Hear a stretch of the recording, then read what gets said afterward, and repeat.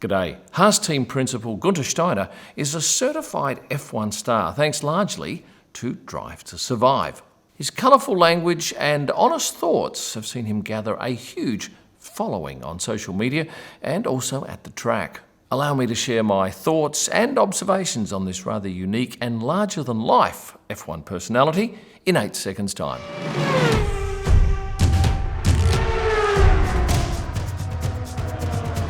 How did Guenther Steiner become so popular? Because of the 10 team principals, you'd have to think he is right up there in the top 3, if not number 1. I have no doubt this clip was the catalyst. Gene, we finished 4th and 5th here. We fucking look like rock stars, huh? And now we are a fucking bunch of wanker. That was the Australian Grand Prix, and both of his drivers had exited the race after errors made in the pits. Remember, Netflix sat on that vision for probably 11 months before it went to air. I think they had no doubt what they were sitting on was television gold. Why? Well, it was honest. See, Netflix has carte blanche when it comes to videoing at the track. They can shoot almost anything. And they don't need the team's permission for stuff to go to air. Yes, teams could ask for it not to go to air, and even if they did, Netflix is under no obligation to cut it. So this went to air, it was honest, it was raw, and it's stuff that we're not used to seeing. And given that the audience for Formula One is largely male, that gelled. Of course, Guenther's had plenty of frustration and disappointment running Haas because they are a team at the back of the field. Personally though, he was born on the 7th of April 1965. He's married to Gertrude. Now I've met Gertrude on a number of occasions at the track, and she is a delight to talk to. I think she's a fashion designer, but she's certainly a lovely person, and I think she's probably as miffed as everybody is about the success of Guenther through the media. The pair have a daughter, Greta, and if you notice that they're all G. Steiners, Gertrude, Guenther, and Greta. Last time I saw Greta was in Miami last year when she came in with her dad. I got this lovely photo of the pair. Guenther, though, holds 2 passports, an Italian and a US passport, and he was born in the South Tyrol region, which is actually in Italy, but he speaks German, English, and Italian. He's left-handed, as you can see here. Well, that's actually not the case. He was doing a signed print collaboration with me, and most of those prints are gone, although there still are a handful left at kimillman.com if you're a Guenther fan. But I always ask whoever I'm getting to do a collaboration with to sign left and right-handed because it's a little bit out of the ordinary, and I keep those pictures. And this was Guenther's effort. I was recently with him in Las Vegas. He was at the Nobu Hotel. I stayed at the same hotel. In fact, he was staying on the same floor as me, a couple of rooms down. What I did notice was when we were doing this particular promotional activity up on the 2nd level, with the crowd below us, they were shouting his name and screaming. He was genuinely as popular as the drivers that were there for that particular event. I mentioned earlier on he's in the top 3 team principals when it comes to popularity. I think probably Toto would be number 1, and then I reckon Guenther's 2nd, followed by Christian Horner 3rd. Career-wise, how did he get a start? Well, he was a mechanic going back many years ago, working in rally for his early years. He was headhunted by this man, Niki Lauda, to work at Jaguar F1. When Red Bull bought the team back in 2004, Guenther remained. In 2005, he became the technical director at Red Bull, working with Christian Horner, before he departed in 2008. It was then that he moved to the United States, and he is based in North Carolina, not too far from where the Haas factory is. He joined Gene Haas in 2014, and he's been the head of Haas F1 since 2016, when they entered the sport. One thing I noticed about Guenther is he's not frightened to stop in the paddock and chat at length to people. I often see him chatting to his drivers, walking with his drivers. Here he is on the steps of the Haas Hospitality Suite in Bahrain earlier this year. Gets on well with Kimi, and I've rarely seen Kimi stop in the paddock, but he did on this particular occasion at Spa for, I'm guessing, a few minutes. Having mentioned earlier on that clip that really put him on the map was that one from Australia in 2018.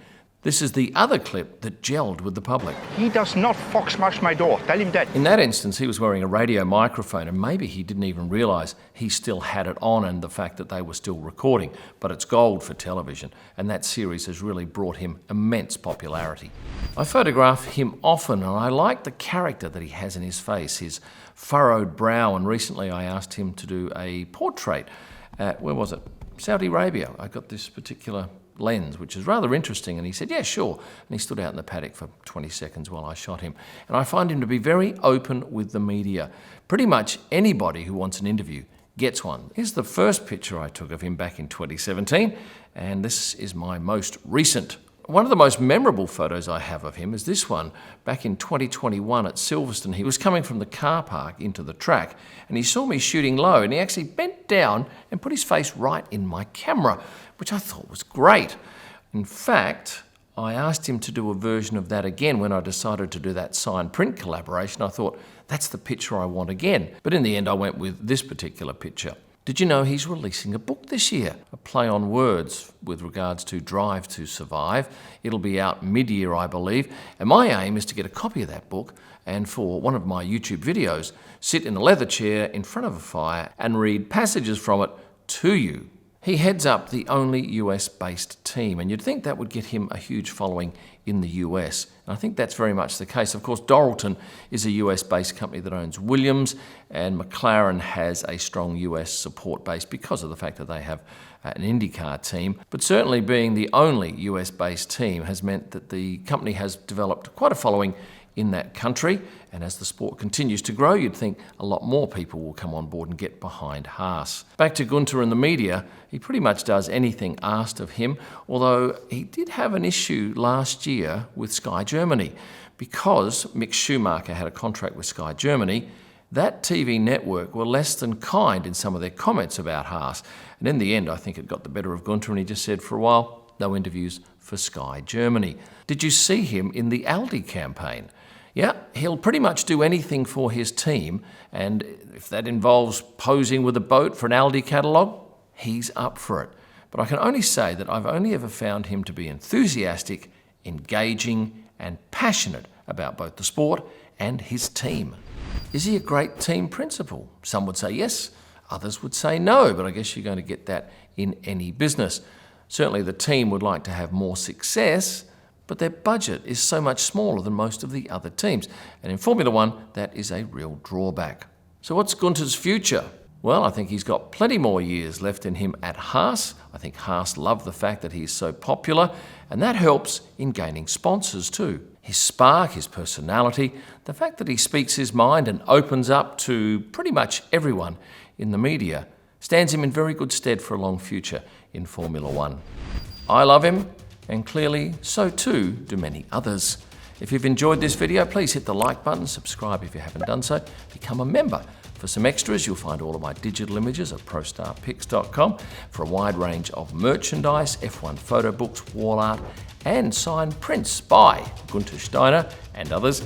You'll find them at kimillman.com. And for my best images live from the track and all during the week, go to Instagram and search at Kim Illman. Thanks for watching, and stay passionate.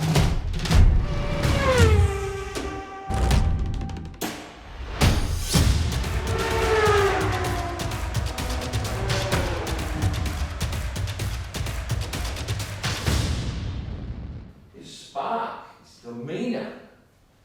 Jesus. Oh, Todd, I'm recording!